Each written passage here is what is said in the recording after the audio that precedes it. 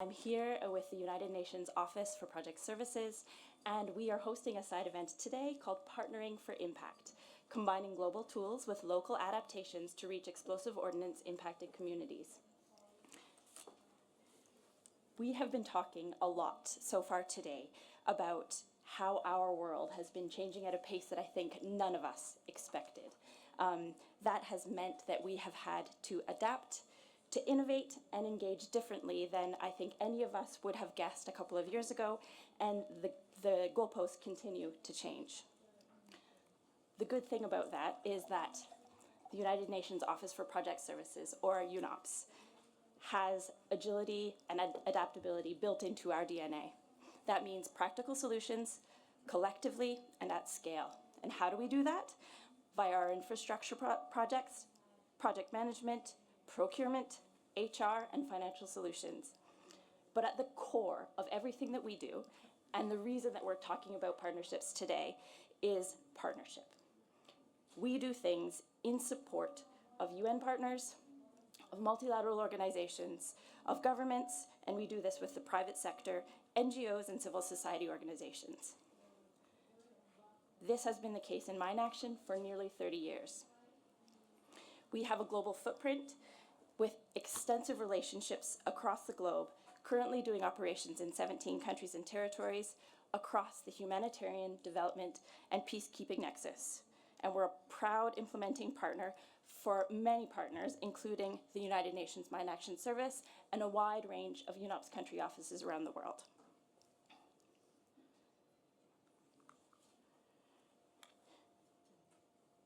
Now, how do we do this? I mentioned the 5 main pillars of UNOPS work, and we've tailored that over the last 29 years into a specific toolbox that's designed to respond to explosive threats around the world. That's global contract and grant management. It's a pool of experts of different specialists around the world that are pre-assessed and ready to join any project or program on a needs basis. That's procurement and the management of specialized equipment. It's technical expertise in all pillars of mine action, and that has expanded to include improvised explosive devices and explosive management over the years. It's the quality and risk management that includes standards, guidance, SOPs, etc. And finally, last but not least, you may have seen our booth downstairs, but it's partnership, innovation, and knowledge management. And I'll show you a little video right now because we have been rolling out UNOPS Compass, which basically gives us a platform for data management that is really innovative in this context and enables us to operate in a more strategic way using evidence-based information. When disaster hits or conflict unfolds, the right insights can save lives. UNOPS Compass equips response teams with powerful geospatial intelligence and AI that supports faster, smarter, and safer decision-making. Through Compass, response teams can access secure cloud-based information management systems that enable them to plan, report, and coordinate operations in real time. From conducting rapid damage assessments that combine AI with optical and radar imagery, to anticipating hazards like floods through integrated NASA data and predictive modeling, UNOPS Compass provides real-time analytics, automated reporting, and interactive dashboards that help streamline project delivery. Tracking progress and impact is also possible with advanced analytics and change detection. Through partnerships with leading institutions like MIT, Yale University, and Google, we're turning cutting-edge research into practical tools that help strengthen national response systems and protect lives. At UNOPS, we're committed to supporting our partners to deliver impact where it's needed most. With Compass, we're helping power safer, smarter decisions, building sustainable and resilient futures in some of the world's most complex environments.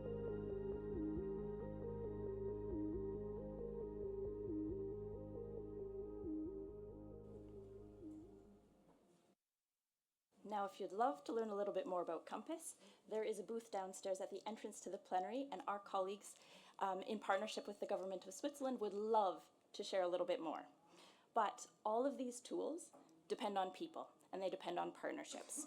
So, partnerships at the local, at the regional, and at global level help us to use and maximize these tools and deliver impact at scale for those who need it most.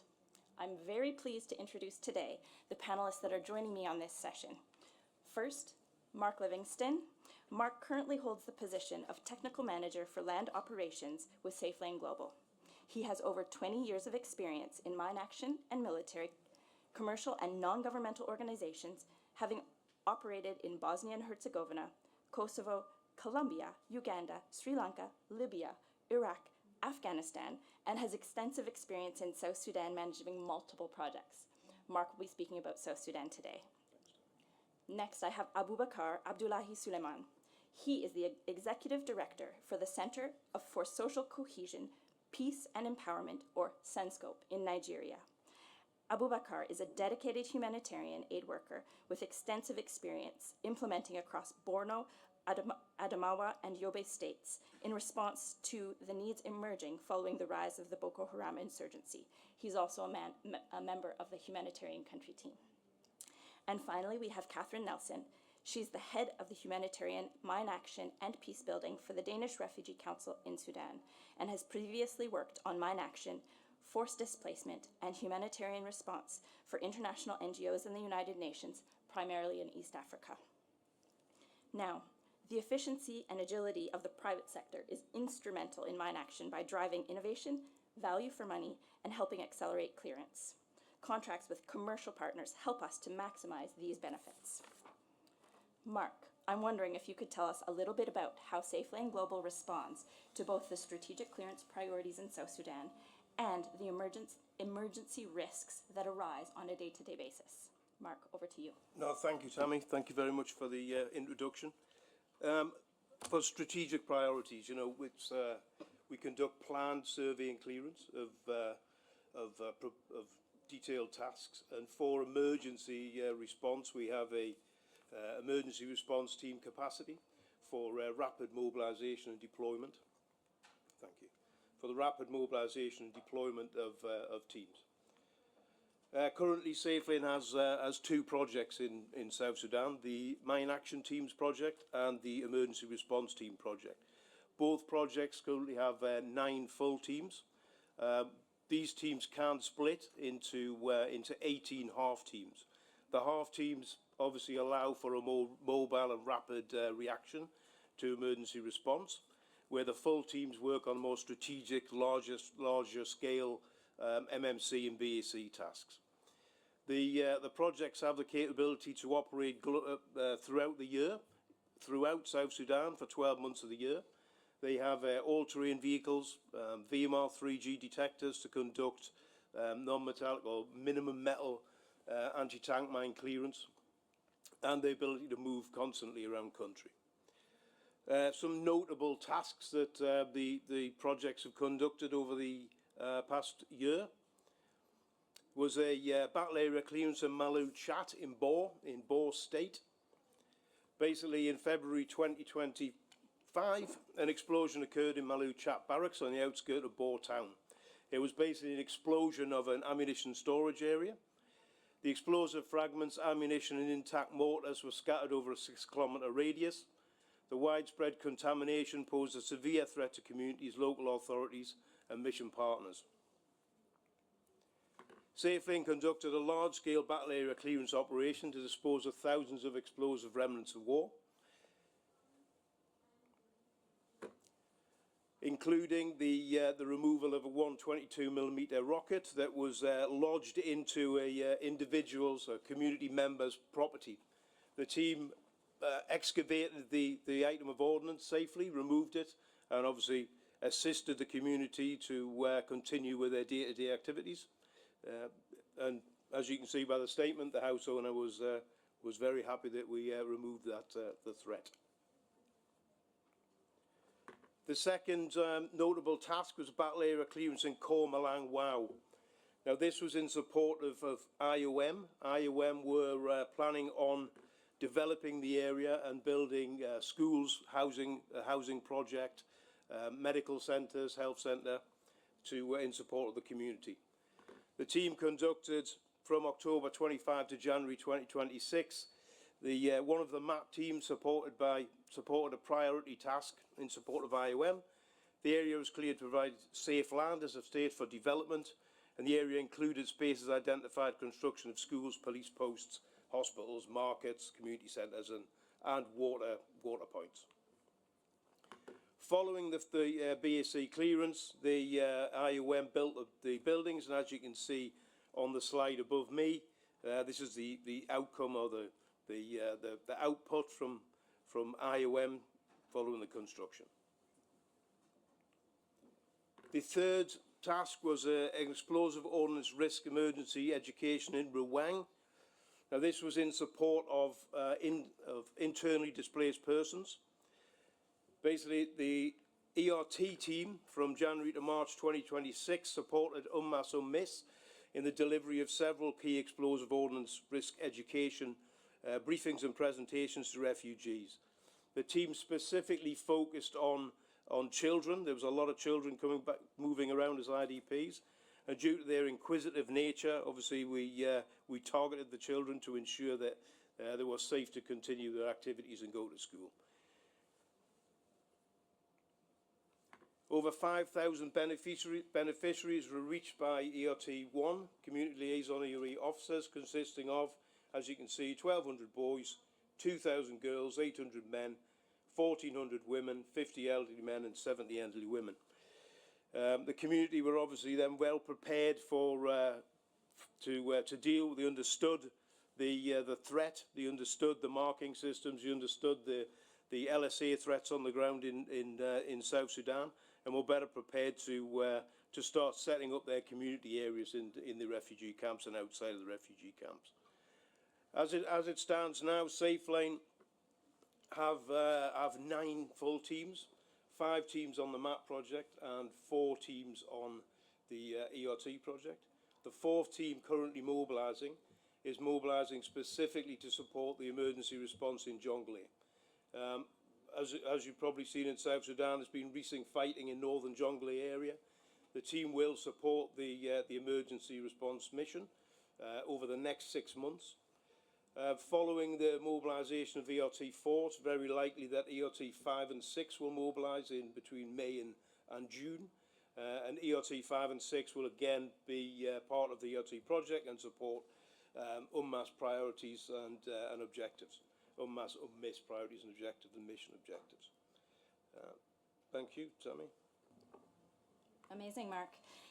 It's a great example to see how SafeLane is able to basically accordion, expand up, expand down, expand across based on the needs of the day, whether it's a humanitarian response, whether it's preventive measures, etc. And that allows me then to pivot. While we have amazing contracts, we also use grants. And grants enable us to invest in partners, especially at the local level. We do this by conducting capacity assessments, undertaking plans to reinforce whatever skills that a partner may need, and they allow for flexibility of approach based on the local skills and knowledge of the partner. This also enables us to proactively put up guardrails to reduce risks such as the sexual exploitation and abuse and harassment that can take place in particularly fragile context. So it enables us to take that additional preventive step. I would be wondering, Abubakar, could you share some of your insights from your journey with us since 2022 as a new implementer in the mine action space and how this has evolved into real specialization in the sector in Nigeria? Yes. Thank you so much, Tammy, for the detailed presentation and for the introduction. I think this journey has been helpful to us from discovering us as a national actor to a global partner, and a global partner in making impact and supporting communities and people in need. I would give a summary of our journey. It started as a local expertise, supporting us as national organizations alongside other actors, leading to partnership for technical support, supporting us to deliver explosive ordnance risk education, victim assistance, and mine action programming in conflict-affected communities across the Northeast, and leading to an enhanced ability to deliver quality mine action and humanitarian programming in the Northeast and in a challenging environment, so to say. This also led us to be champions in delivering mine action programming across the globe, because we interact internationally with partners across to really share lessons, experience, and successes of our programming. CENSCOPE, as the name implies, is the Center for Social Cohesion, Peace and Empowerment, is a Nigerian established organization with the purpose of delivering protection, education, peace building, livelihood, and WASH interventions across the conflict-affected population. We've ventured into the Mine Action Program in 2022, and we've implemented contracts, and in recent times we've implemented the grant model, which has proved to be working in supporting us in a variety of areas. But most importantly, CENSCOPE is an organization that has a community-centered approach and community acceptance. And again, we engage with stakeholders across board. Multi-stakeholder engagement is one of our strengths across the UN agencies, national organization, and the security actors in Nigeria. So we're grounded in engaging with communities, and we have the capacity and local knowledge as a national organization, because we've seen a series of platforms in Nigeria. One of it, as you mentioned, is the Humanitarian Country Team. And the organization is embedded into communities and is interacting with community members often and often to really understand their plight and how we could be able to support them in the delivery of timely needed interventions. Our strategic partnership with UNOPS, it has supported us over time in capacity strengthening of our team members and our team and our partners, and in other ways, monitoring and operational support. This partnership has really supported us in really operationalizing our interventions in line with global best practices, quality information management, IM support, and regular meetings and adaptation of new ideas, new strategies for the delivery of timely and impactful humanitarian support. Not only that, we've partnered with UNOPS and UNMAS team in joint programming and development of IEC materials to really support context-friendly interventions. The result we've achieved over time, just as I've stated, our intervention is deeply rooted in communities affected by violent conflict, and we've been able to develop a localized operational model that is friendly. Now, regardless of whether there is funding or not, our operation has deeply went into communities, and we're delivering timely based interventions that are needed. As a result of this intervention, we've impacted and trained more than 230 community volunteers and 320 school teachers across 14 local governments in the Northeast. 14 local governments means so wide in the Nigerian context. We've also learned to deliver EURI and mine action programming in different layers, multi-layer interventions, using the radio, using the community-centered approaches, EURI, face-to-face sessions in delivering EURI interventions to communities affected by conflict. And from 2004 to 2024 to 2026, through our granting model, we were able to reach 215,522 beneficiaries through the EURI program, and about 175,247 radio beneficiaries. And we were able to establish 32 mine action clubs in schools, and have reached 296 humanitarian workers with explosive ordnance awareness across the Northeast in Nigeria. So that means this is sustainability. We are building sustainability. We are building communities to be able to stand and to be able to respond to the needs that affect them. All of these structures and platforms are community embedded. This through the model we've devised of working with community-centered interventions, it has helped us in delivering this over time. And you could see our interventions are not just done haphazardly, but we are data-driven. This was only possible if mentioned that you have an amazing data bank that has helped us and supported us in really supporting and enhancing the quality of our data collection in program delivery. So also our organization is strengthened to the level that we sit on the Humanitarian Country Team alongside the Humanitarian Coordinator and other top UN heads of UN agencies to really deliberate, discuss on issues that are affecting the humanitarian situation in Nigeria. So CENSCOPE is centralized in these discussions, and out of the more than 1,000 NGO representatives in Nigeria, CENSCOPE is selected as one of the 4 to sit on the humanitarian country team. And happy, we're still sitting on the country team, and we make discussions and contributions that really affect the interests of the affected population. And this was only made possible through the partnership model we've devised. And you've highlighted the importance of capacity strengthening, and that has really worked in positioning us. In December, we've launched a 5-year strategic plan that we're requiring an ambitious sum of $98.2 million to deliver humanitarian intervention to population in need in Nigeria across diverse areas. Championing global policies. We've integrated EORE approach with victim assistance, and we've jointly worked with support of GICHD, UNMAS, and UNOPS in training and operationalization of the IMAS 1310. We've also contributed in developing SOPs and practical victim assistance tools to the MA subsector in the northeast Nigeria. We've coordinated multi-sectoral referral pathways across partners, horizontally and vertically. We've supported in the identification and referral of 232 victims of EOs across Nigeria. As I'm telling you now, most of the victims that are EO affected in Nigeria has been sufficiently supported through this model. This is one of the victims that have been supported through our program. She has been impacted by an EO, and as a result of our intervention, she was well supported, and now she has been fully enrolled in school. So she has been supported. She was provided multiple support across livelihood, medical, psychosocial support, and education. This was made possible through this partnership and through the referral system we were able to establish, which has really helped her in bouncing back to normal life. And finally, Abacha's incident. This is an old man at the age of 63, a breadwinner with a family, with an extended family, and was impacted by an EO leading to blindness. As a result of our intervention, he was able to regain his sight, and he has bounced back to supporting his family.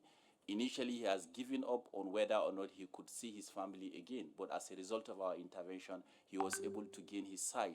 And these are few of many cases we were able to impact upon in Nigeria. Thank you.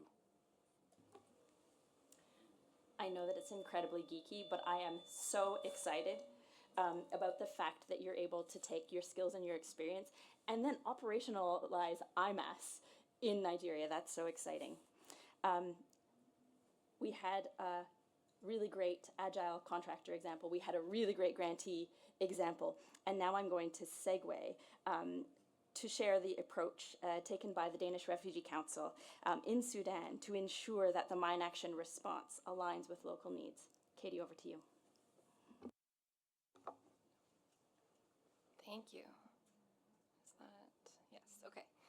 Yeah, thanks a lot, and super interesting from both of my co-panelists, and I think hopefully as an INGO operating in Sudan, we can kind of thread the needle a little bit between this need for agility and for really comprehensive technical expertise and the importance of access and of local knowledge.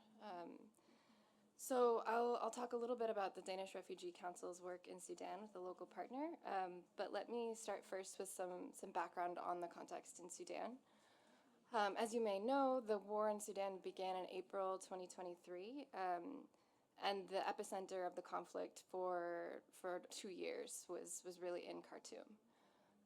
So the conflict has left behind a pretty destroyed urban landscape, even as the city has been retaken by the SAF-controlled government.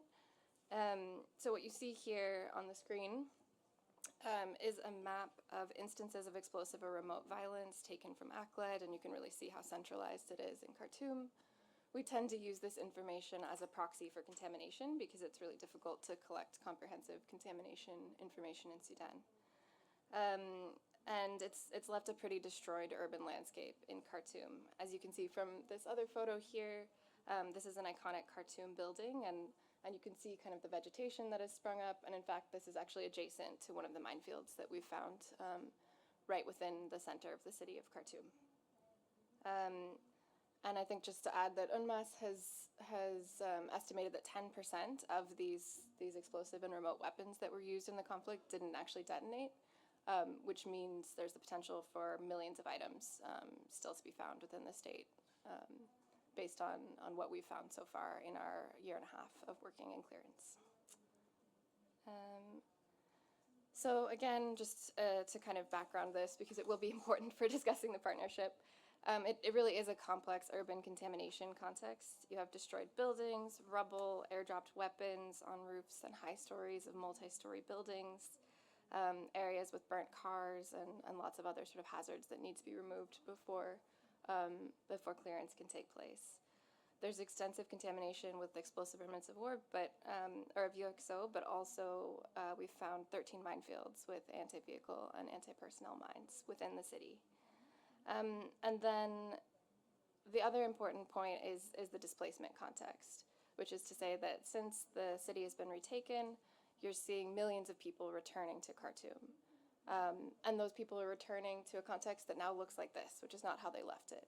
So they're encountering something that's totally new to them, and putting millions of people at risk. And indeed, we have seen an escalation in accidents since returns really picked up in 2025. So with that context in mind, the Danish Refugee Council has been in Sudan operating since 2003. In the other side of our humanitarian and development work on protection, WASH, economic recovery, shelter, and infrastructure. But we started doing mine action in 2022 with risk education in some of the areas that have legacy landmine contamination. So we were in some ways well positioned then when the conflict began to start implementing clearance. And when we did consider this, we approached an organization called JASMAR, Human Security Organization, for a partnership. And also to say that in the Sudanese context, mine action has to be conducted by a local partner with either by themselves or with an international organization. International organizations can't operate on their own. So JASMAR was formed in 2001 as a mine action NGO in Sudan and has since expanded to work in other sectors as well. And they're one of the foremost clearance actors in Sudan now. So our first partnership with them was on a UNOPS commercial contract, and we started out just doing risk education in 6 states. And it went really well, and so there was another commercial contract tendered by UNOPS for land release, and we won it, and it's still going on today.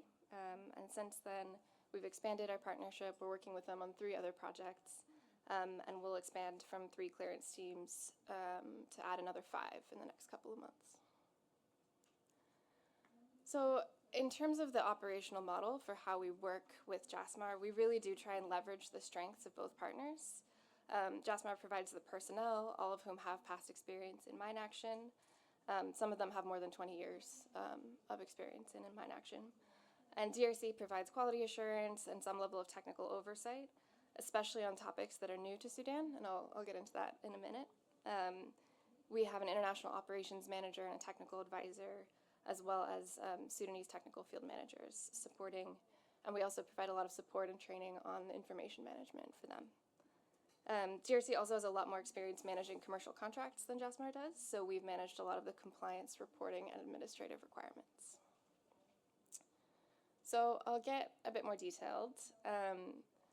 So I think one very key and important way that the partnership has worked has been with access and implementation flexibility that JASMAR has been able to provide.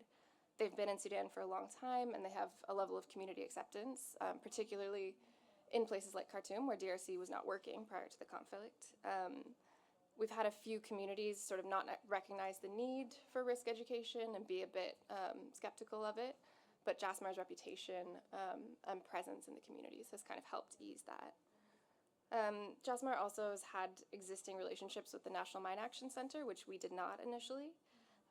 And those relationships have not only helped facilitate our work, but then have helped DRC grow our own relationship with the National Mine Action Center, and now the partnership's working really well under the guidance of the NMAC.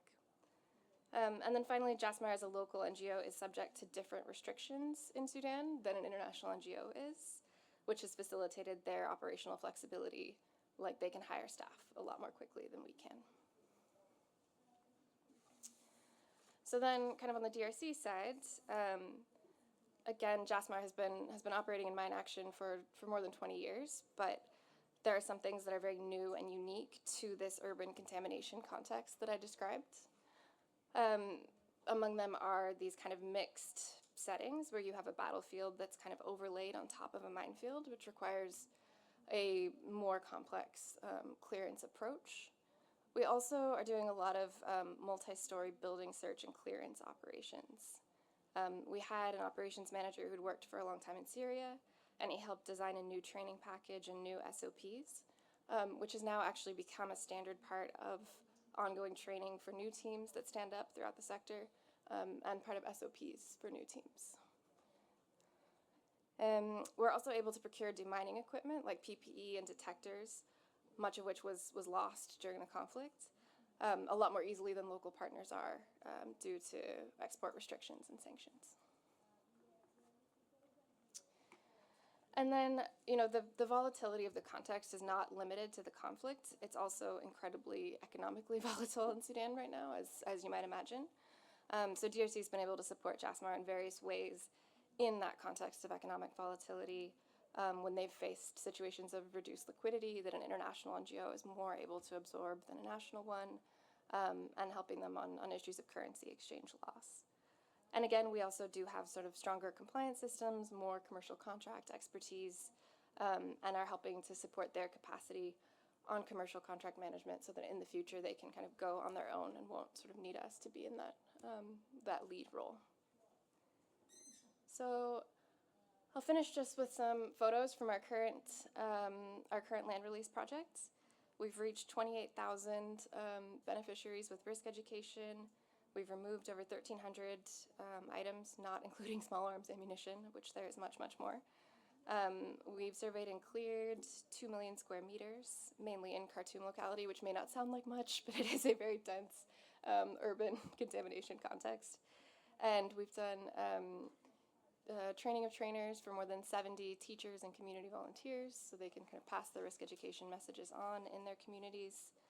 And we've cleared over 107 buildings, including UN and INGO compounds, education, religious, and healthcare facilities to enable sort of life to resume in Khartoum. So we're very grateful for the trust of UNOPS in us. And as I said, in the next couple of months, the partnership with JASMAR will expand, and we'll continue past the life of our UNOPS contract. And this project was really a great springboard for that. And I think I just will end by saying that DRC's ongoing approach, kind of given the conflict context and the truly massive needs for clearance in Sudan, which will continue well into the future, is to continue to expand our partnerships, both with JASMAR and with other organizations, but also by really trying to invest in the local sector by conducting more technical trainings. We're currently conducting an EOD Level 2 course under the guidance of the National Mine Action Center and including some participants from the center, which is the first EOD certification course to happen in Sudan since before the war. So we're really trying to invest in building up those partners and building the national sector so that we can have more partnerships like this one, because Sudan will require more than this one partnership between an INGO and a national organization. More investment, more time, more capacity. So, thanks. Awesome. It's a great example of optimizing this complementarity of skill sets between DRC and JASMAR to really deliver for the populations that want to return home and get back to normal in parts of Sudan. Now, these examples have showcased just a few of the ways that our sector is joining forces through partnership to respond to today's complex global threat environment. I would love to open the floor now in case anyone has any questions, comments, or feedback from the floor.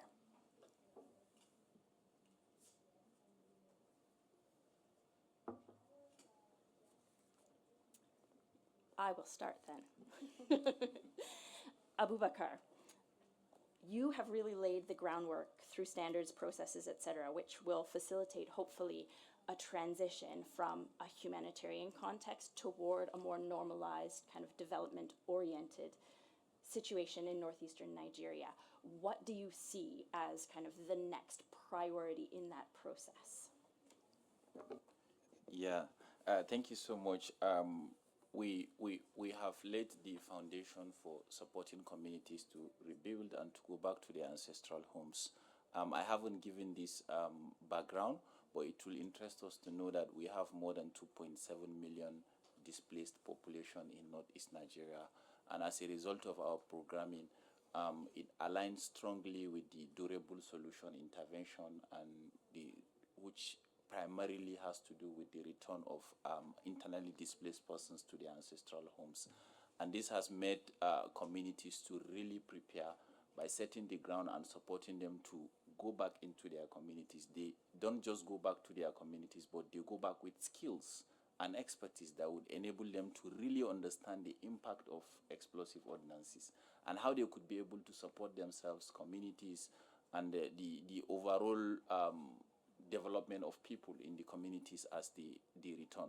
One of it is, as communities return, one of the major and contentious issues they are really aspiring to go into is their farming activities. And as a result of our programming, it empowers them to really be able to understand contaminations and to be able to understand risks associated with EOs. This does not only ends in certain demography, but it's targeting the entire demography, cutting across men, women, boys, and girls. So it's impactful to a little girl because she is using that as a skill to be able to navigate her way back to school. It is also helping the family or the father of the house in navigating his way to his farm or to undertaking his livelihood activities. It's helping the mother because she's setting the ground for the family to thrive and for the family to operate. So this has really been helpful in supporting communities to really build their resilience, supporting them in bouncing back to their normalcy and picking up their livelihood and reassuming the lost glory. So we've lost the glory by having people displaced, and this has been the opportunity to really empower them in going back, picking their bits and pieces and bouncing back to normalcy. Thank you so much, Abubakar. Mark, you have done so much with regard to the specificities of the terms of the contract, but I know that SafeLane Global goes above and beyond the expectations that we have in, I wouldn't call it extracurricular activities, but doing other things that contribute to the work of the sector, that contribute to inclusion and diversity, etc. Would you be able to tell us a little bit about that? Sure, Tammy. Yeah, obviously on all of our projects, we try to capacity develop the national capacity. And all of our projects in South Sudan, it's around 99% of each of project staff are all local national. Now, the staff may start as a deminer, they may start as support staff, but we have many individuals who've been promoted from deminer through to section leader, team leaders, and into management positions. So we try to capacity develop and bring on all the individuals. We promote on the gender scope. So we have probably the first female team leader in South Sudan at the moment, and she's again started as a deminer and was promoted through to team leader. So we try to educate and capacity develop the staff that we have in country. We're also looking forward at the changes, because eventually the funding will fall away for South Sudan. We've been obviously operating there for 18 years now. So we're trying to also develop the staff in other areas. So where staff are, a deminer, we're looking to get them IT skills. We're looking to train them as logisticians. We're looking to educate them in other areas so that when mine action funding does drop away and the projects start to reduce in size, the individuals have other opportunities to move into from there. Thanks, Don. Thank you, Mark. Katie, it has been such a hard transition in Sudan from a really normal, incredibly functioning, effective, driven society to one that has had to experience conflict like they never expected. There are lots of things that we're learning as we go. are there any suggestions that you have for us in a partnership context that we need to think about as next steps? Thanks. I think I'll probably reiterate a point that I already made, which is to say just that, again, I think right now there are only two national organizations in Sudan that are accredited to do clearance. And we have, DRC is currently the only international NGO that is operating in Sudan. SafeLane is also there operating. But others are coming in as they should, as they're needed. But very quickly, those two partners are going to run out of capacity to work with us, both internal, support services capacity, but also personnel. And so I think what I would like to see from donors, whether it's UNOPS in a grant or a commercial contract, whether it's a bilateral donor who's interested in funding for Sudan, is more long-term funding. So much of the funding that we've received has been emergency response. It's been 6 months, get the teams on the ground, clear those square meters as fast as possible.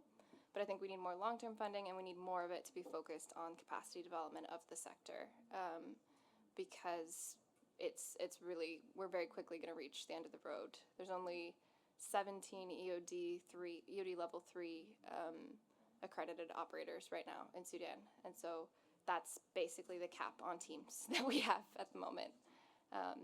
So that's what we're really prioritizing and really advocating that our funders, our partners also prioritize. Thanks. Thank you.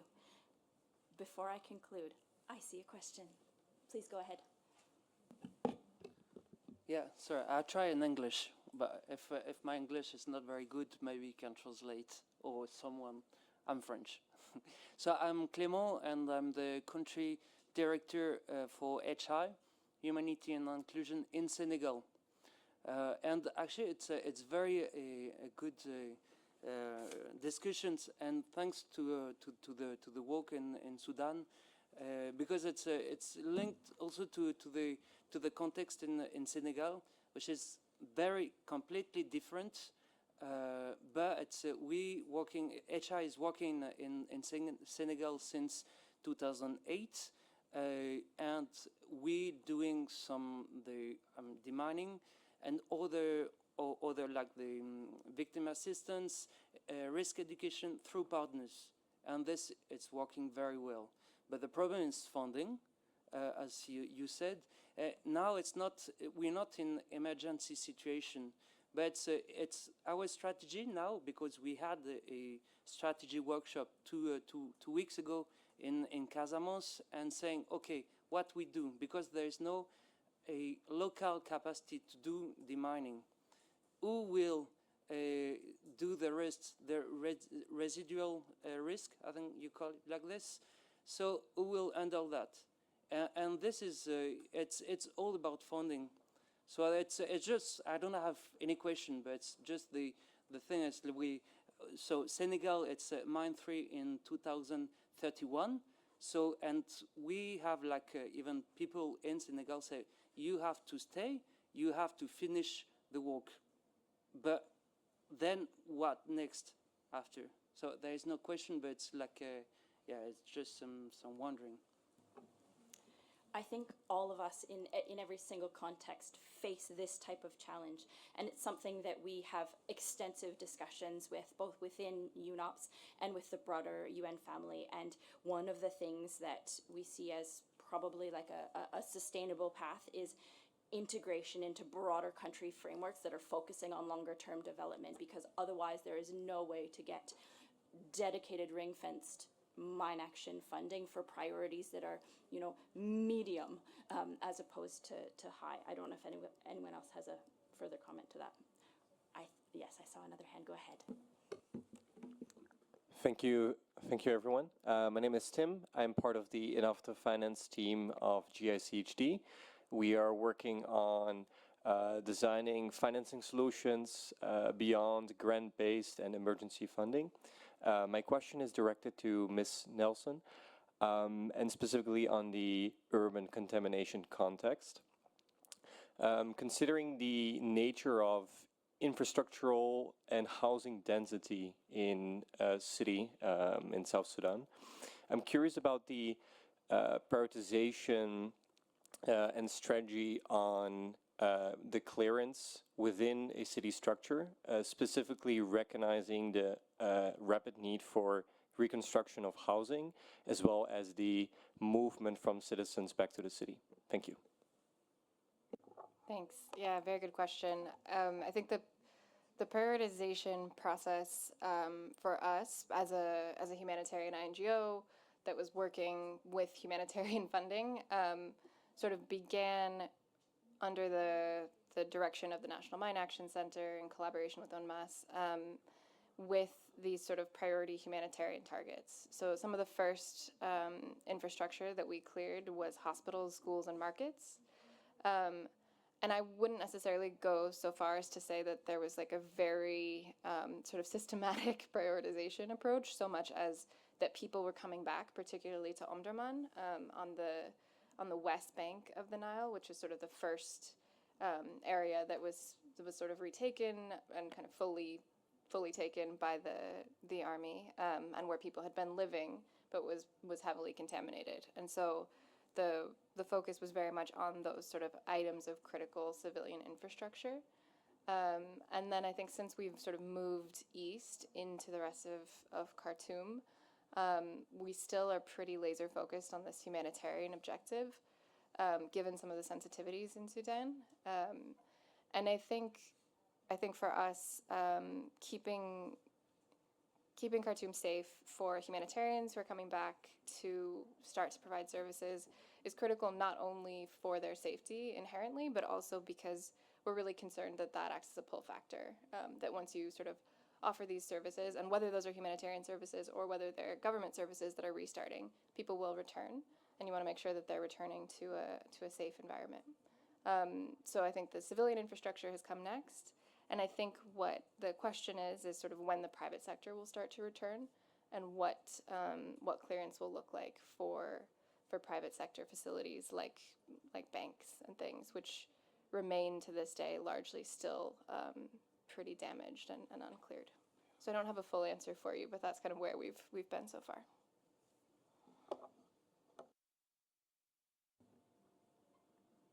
All right.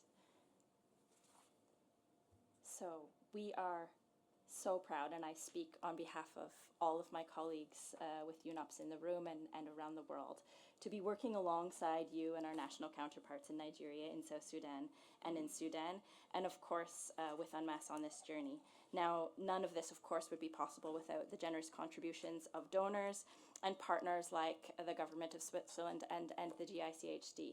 So enormous thanks for your participation. We look forward to the rest of the week with you. And if you liked what you heard about UNMAS and our work with around the world through UNOPS, we would love for you to look at what job opportunities might be on the horizon.